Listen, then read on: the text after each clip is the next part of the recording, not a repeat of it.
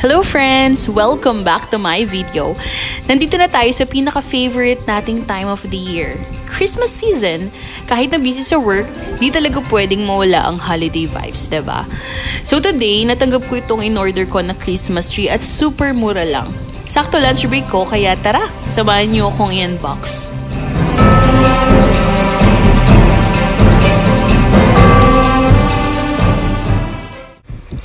Sakto lang yung laki ng box kasi 5 feet lang naman yung in-order ko. Hindi siya masyadong mataas, hindi rin masyadong mababa. Dinagdagan ko man yung order ko ng ornaments. And this year, gusto ko i-achieve yung woody na peg. Dadagdagan ko pa to actually ng ornaments at bala ko man gumawa ng DIY stand na woody ang style. So yun talaga, bet na bet ko yung mga ganong vibe.